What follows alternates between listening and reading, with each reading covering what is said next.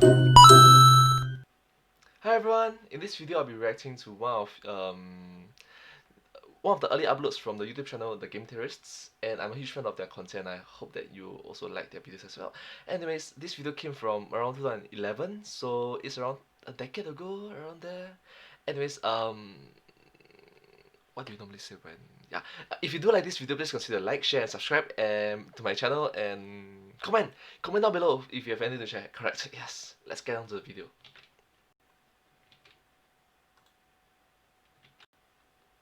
Dig into some trout yogurt and smile for the camera, because this week we're tackling Mother. Wow.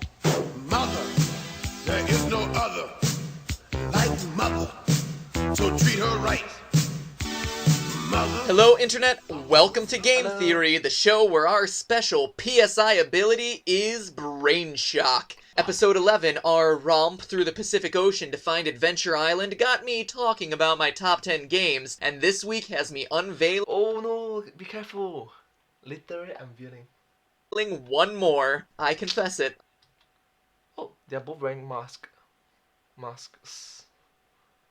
Especially right now there's a COVID-19 situation. I'm an Earthboundian, a Nessophile, a fuzzy pickler. Anyway, It's tied for my number 1 spot. I mean, what other game has you fighting ruler-brandishing hippies, a former member of the Screw Attack team, and a huge, steaming pile of vomit with googly eyes? It's a well-loved cult classic and is hailed as one of the funniest, most unique games of all time, but this Technicolor romp about a boy, his bat, and his portly demon spawn of a next-door neighbor hides a much darker side. So put on your Mr. Baseball cap as we check out the birth of the creepiest boss in gaming, chemical terrorists, police brutality, prostitutes, dismemberment, and a whole lot more. That's a lot of deep topics to cover in a single video. It's gonna be interesting. At first glance, Earthbound simply appears to be an offbeat RPG with a quirky sense of humor. Taking place in the year 1990X, Ness, our silent protagonist and psychic wunderkind, along with the help of his motley crew, must save the world from an evil alien force named Gygus. Kinda like Chrono Trigger, but without time travel, and replacing the ethers and crossbows with pizzas and frying pans. The music sounds like it came from an episode of Rocko's Modern Life, with a lot of catchy bleeps and blats, and the color palette ranges Blue orange, red orange, green orange, yellow orange, orange. from Sunday morning comics to psychedelic trip out. But the rainbow bright feel glosses over some serious issues here. For example, practically every list chronicling the scariest bosses in gaming features, spoiler alert, Earthbound's final fight against Gygus. Which is odd since no other boss in the game is scarier than a Hello Kitty stuffed animal. Aw, a giant ant! Aw, a cute disease-ridden rat! But then look at this! You walk up through a twisted system of intestines, already a huge change in tone from the rest of the game, only to fight this, which turns into this! The director of the game, Shigesato Ito, That's weird. has been very open in admitting that his inspiration for Gygus was what he remembered as a rape scene from The Military Policeman and the Dismembered Beauty, an adult movie that traumatized him when he accidentally saw it as a child. It also inspired Gygus's dialogue with phrases like, "It hurts," and "I feel good." Also, and I'm just going to touch on this because fans of the game hate this theory, but it deserves Oh, hell no. to be mentioned, many have debated the final boss takes the form of... Are you ready for it? A fetus. Seriously. But it kinda makes sense, walking along internal organs, and then look at the negative space here. It's kind of like a messed up Rorschach test. But baby or no baby, you can start to see why it's not much of a stretch to say that Earthbound may That stretch is impressive. have some darker themes. Take, for instance, its cult. And no, I don't mean Earthbound's fan base. Sure, the cult depicted in the game calls itself happyism. And yes, their mission statement is laughable, considering that they figuratively want to paint the town red by literally painting it blue, which includes coloring the town's dairy cow a nice shade of periwinkle. But like a hallway of fallopian tubes, it gets a whole lot more disturbing when you look a little closer. Aum Shinrikyo was a cult founded in Japan in 1980 1984 by a mostly blind acupuncturist who claimed he could levitate. Here's a copy of their logo, and here's an image of their leader in his traditional attire. Does the color look familiar? It should. But there's more. The cult grew in popularity until the 90s, when it had built up enough support for members to run for public office. They didn't win, but their campaign became synonymous with singing, dancing, smiling balloons, and an overall happy tone. Another odd parallel. That's not a happy tone. I remember there was a lot of news about this cult. They end up with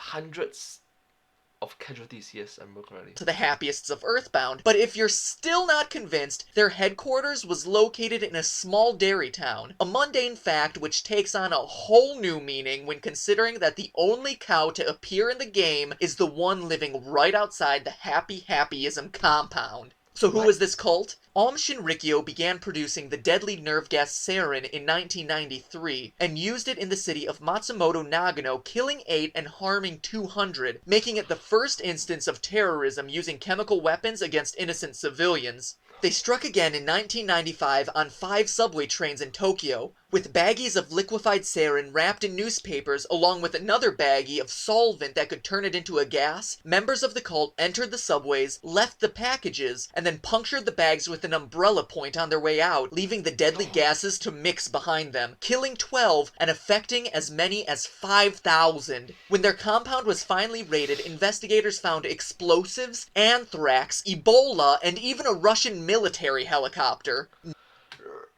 Why is there a helicopter? Why? Knowing this makes a silly cult wanting to paint the world blue seem a whole lot more sinister.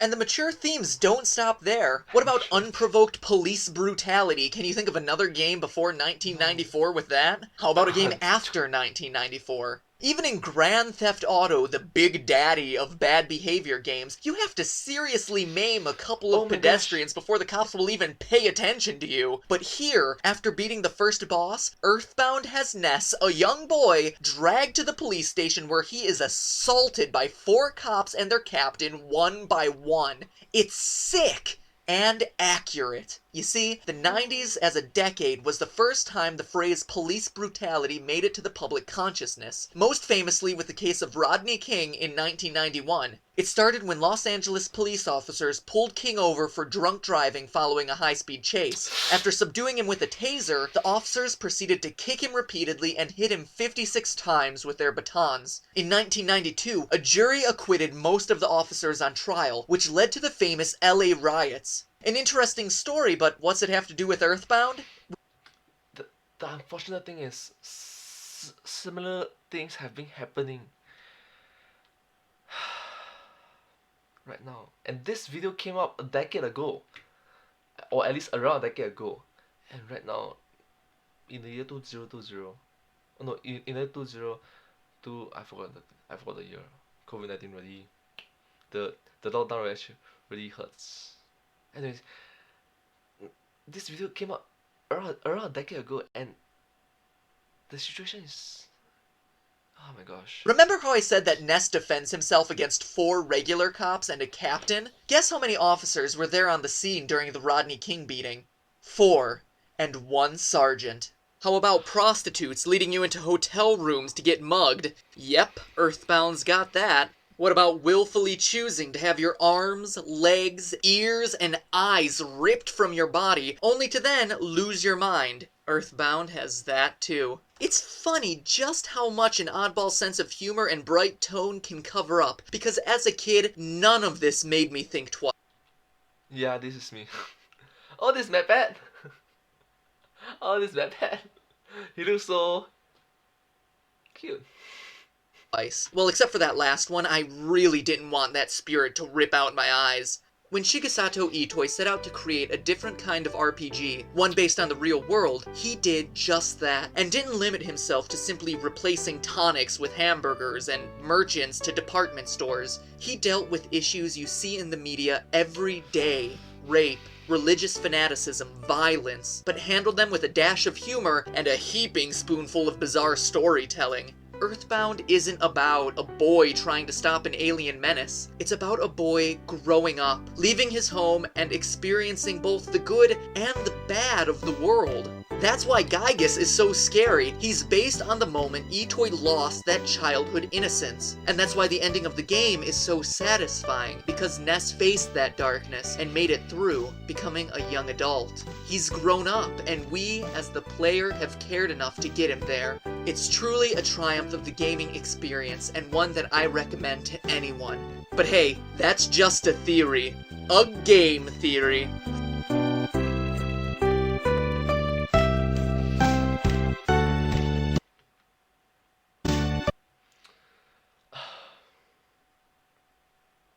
I think that theory.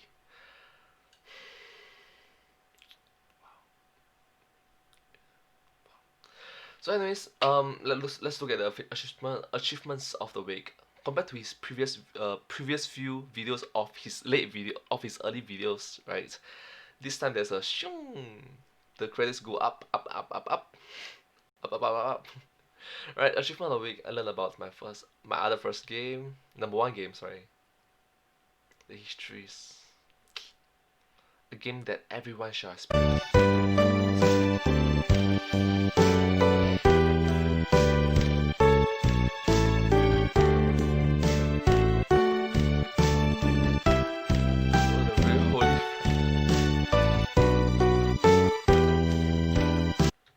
Drew every single enemy in the strategy guide. Matthew Patrick. Better with a frying pan than.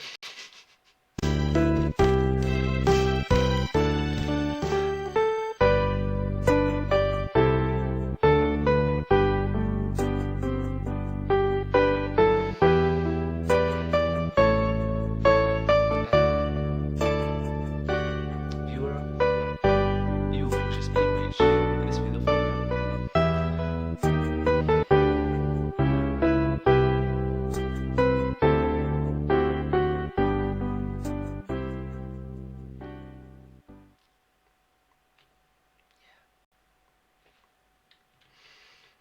unlike the previous few videos, there's a really important message that all of us shall learn about, and we must be able to accept both the good and the bad of the world, and try to make it so that tomorrow will be even better, isn't it? Isn't it great? Just try to make tomorrow a bit better for everyone. Yeah. Thank you so much.